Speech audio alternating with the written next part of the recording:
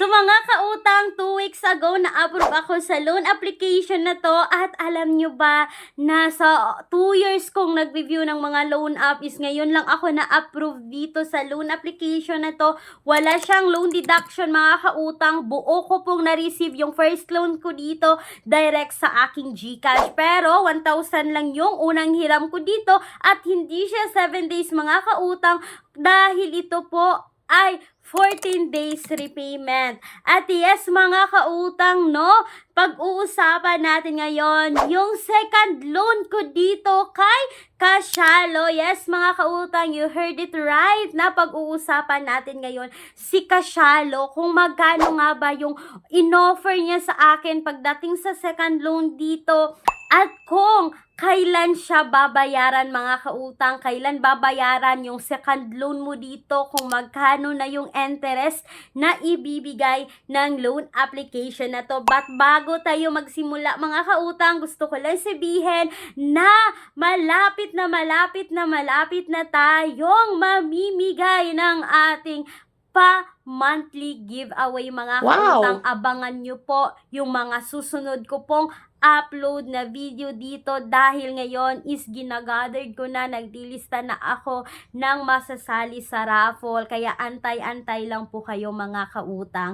So ito na nga, no, pag-uusapan agad natin ngayon yung second loan ko kay Kasialo. So mga kautang, pagkatapos kong nagbayad dito kay Kasialo is makikita nyo, as you can see dito sa screen, na yung offer niya sa akin ngayon is nasa 4,000, pwede 3,500, pwede 3,000, pwede 2,500, pwede 2,001.5 at 1,000 mga kautang. So, pwede kayong mamili dito one-time payment na 19 days, pwede rin po one-time payment na up to 36 days mga kautang. So, trinay ko itong i-click, itong 4,000, tapos mga kautang, pipiliin ko dito yung 19 days. Makikita nyo dito na babayaran ko ng 4,480.74 mga kautang.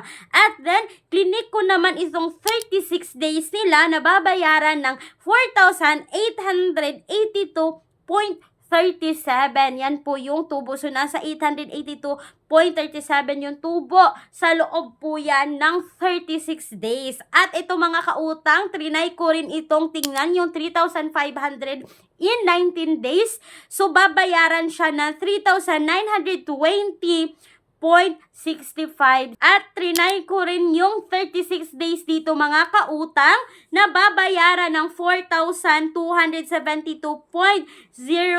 mga kautang. Sa loob po yan ng 36 days dito sa 3,500. At mga kautang, no, para sa akin, maliit lang talaga yung interest dito kay Kasialo, no. Yes, mga kautang, prinusid ko ito, sinubukan ko itong 4,000 mga kautang na babayaran po ng 36 days na yung ibabayad ko dito ay 4,882.37 and 36 days po yan. So mga kautang, seconds lang yung inantay ko dito at ang resulta ay, oops!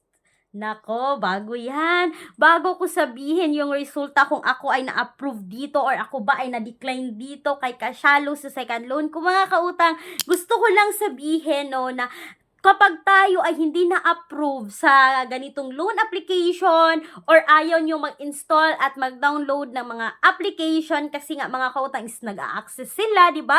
Kinukuha nila or nanghihingi sila ng permission to access our phone. Kung ayaw nyo ng ganyan, is mga kautang, may mga alternatives loan app tayo na pwede nating subukan, na pwede tayo mag-apply direct website. So, kagaya lamang ng Online Loans Pilipinas na 0% interest, pero 10 days nga lang. Pero kung i-compare natin sa other loan app na 7 days or 10 days ang lalaki ng loan deduction, itong si Online Loans Pilipinas ay 0% interest. Or kung gusto niyang 30 days mga kautang, meron kayong payslip, kayo ay may proof of income, pwede nyo rin subukan si Cash Express or si Finbro mga kautang na 30 days yung repayment niya at may mababang interest din kapag kayo ay merong payslip at direct website rin. So, ilalagay ko yung link sa description box or sa pinned comment section ng video na ito. At eto na nga mga kautang, no?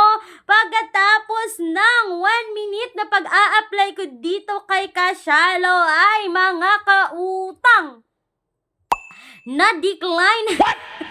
Na-decline ako. Yes, mga kautang, no, na-decline po ako dito kay Kashalo at ewan ko ba kung bakit hindi ako na-approve. Yes, mga kautang, legit po na hindi ako nakapag-second loan dito kay Kashalo. Sayang, no, kasi 4,000 agad yung second loan tapos 36 days yung repayment at nasa 882 lang yung tubo mga kautang. So yun nga lang, hindi talaga natin mapipilit yung mga bagay-bagay na ayaw. 'Di ba? Ayaw nila. So yan mga kautang, no. At nagtaka ako kung bakit hindi ako na-approve dito. Mag-apply daw ako ulit after 7 days ba yung sabi. At anyways mga kautang, after 7 days, magbibigay na naman ako ng update dito kay Kashalo. Hindi ko talaga to titigilan hanggat hindi ako makapag-second loan dito mga kautang. At kung kayo dyan ay may same experience sa akin after magbayad mga kautang, pagkatapos hindi na na-approve, is you can comment then. Or baka rin kayo mga kautang may experience din kayo na kayo ay na-approve. Please comment kung magkano nga ba talaga yung interest niya para mabasa rin ng ibang mga viewers natin at para makatulong tayo sa lahat ng gustong sumubok dito sa loan application na to. At mga kautang, no, hindi ko sinasabi na subukan nyo yung loan application na to. Hindi rin ako agent dito, no. This video is not sponsored mga kautang. Nasa sa inyong mga kamay ang desisyon sa pag-utang. Pero bago ko tapusin ang video na ito, kung kayo ay employed or self-employed at naghahanap talaga kayo ng legit na pangmatagalan mga kautang, yung may mahabang terms sa pagbayad na nag-o-offer ng minimum of 20,000, maximum of 2 million pesos, kung kayo ay meron lahat ng mga requirements mga kautang, pwede kayong mag-email sa akin, clariza@gmail.com.